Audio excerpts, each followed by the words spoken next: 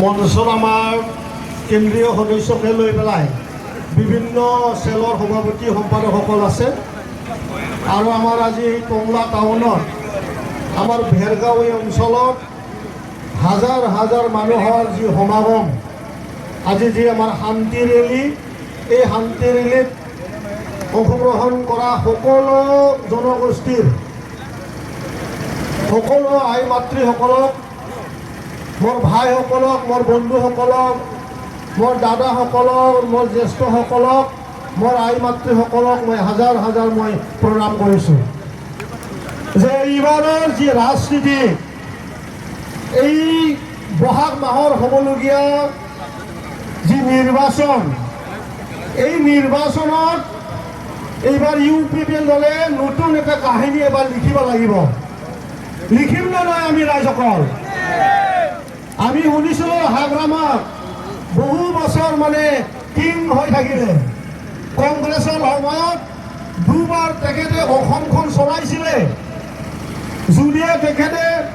12টা seat পাইছিল তথাপিও অসমৰ ৰজা হৈছিল তেখেতে এবাৰ বিজেপিৰ লগত সৰ্বানন্দ সোণোৱাল ডাঙৰীয়া থকা সময়ত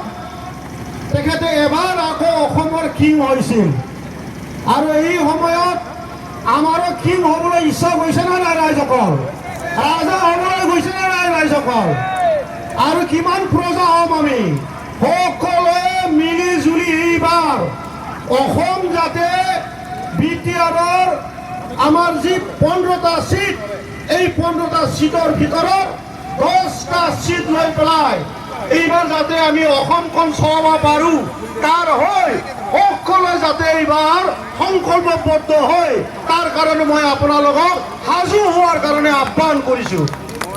ৰাইজসকল যি সময়ত প্ৰমোদ বড়ো ডাঙৰীয়াই 5টা বছৰ চৰকাৰ চলাইছিল আমি সকলোৱে জানো এই সময়ত শান্তিৰ এটা পৰিৱেশ আমি পাবলৈ সক্ষম হৈছিলোঁ আজি আমাৰ এই অঞ্চলৰ মুছলমান ভাইসকলে নিজৰ টুপি পিন্ধিবলৈ ভয় খাই আছে যোৱাবালি পৰহি দিনাখন যি ছ'চিয়েল মিডিয়াত যি আমি নিউজ চেনেলবিলাকত পাইছোঁ কিছুমান দলসকলে ভয় খাইছে যে UPPL দলে মুছলমান মানুহক ইমানেই মৰম কৰে যে যুৱ শাখাৰ সভাপতিয়ে নিজে মাথা টুপি লগাই পেলাই ৰেলীসমূহত মানে অংশগ্ৰহণ কৰি আছে আজি মই এই ভাষা এই আমাৰ টংলাৰ এই হায়াৰ ছেকেণ্ডাৰী ফিল্ডৰ পৰা এটা মুছলমান সমাজক মই আহ্বান কৰিবলৈ খুজিছোঁ আপোনালোকক হাগ্ৰামা মহিলাৰী ডাঙৰীয়া দেৱৰ যি পাৰ্টি যি BPF আজিৰ দিনত BPF আৰু নাই BPF নাই এই দলটো মুছলমানসকলৰ দল বুলি মই কৈ আছোঁ গতিকে আপোনালোকে প্ৰশ্ন সুধিব লাগিব যে যি ধৰণৰ আপুনি আমাৰ পৰা ভোট লৈ পেলাই চৰকাৰ কৰিছে PTCত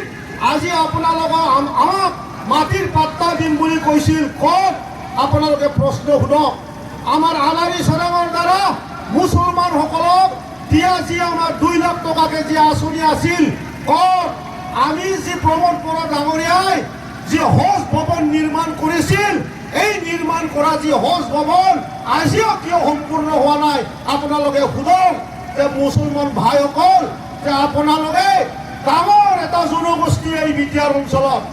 4,71,000 মুছলমানসকল ভোট কৰে BTC নিৰ্বাচনত বা BTR অঞ্চলত 4 লাখ মানুহে হাগ্ৰামা মহিলাৰী ডাঙৰীয়াক ভোট দি পেলাই যোৱা নিৰ্বাচনত তেখেতক BTRৰ চিফ বনাইছিল মই মই প্ৰশ্ন সুধিব দিছোঁ আপোনালোকক যে আমাৰ নিৰাপত্তাটো ক'ত SRৰ নামত তেখেতে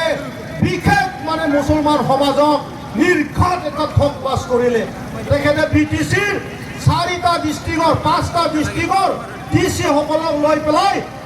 SR নহয় বুলি কৈছিল কিন্তু যোৱা 10 তাৰিখত যি SRৰ ৰিপৰ্ট তাত অধিকাংশ 1 লাখ মুছলমানৰ ভোট তাত কাট কৰিছে আৰু কোনে কৰিছে ইয়াৰ ডাঙৰ ষড়যন্ত্ৰটো হাগ্ৰামা মহিলাৰী ডাঙৰীয়া দেৱে কৰিছে এই কথা আপোনালোকে ভালকে মনত ৰাখিব মই আৰু বিশেষ নকওঁ আমাৰ পৰা চিধা এটা কথা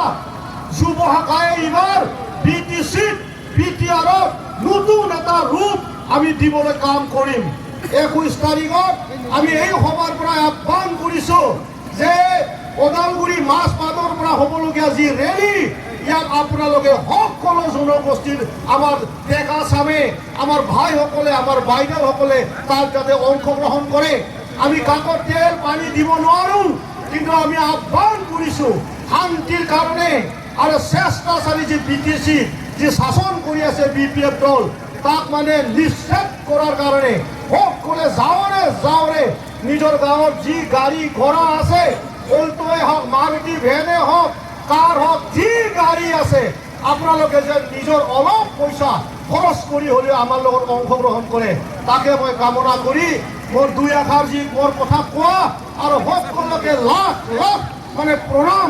জনাই পেলাই মোৰ যিটো কথা এইখিনিতে মই শেষ কৰিছোঁ। ধন্যবাদ।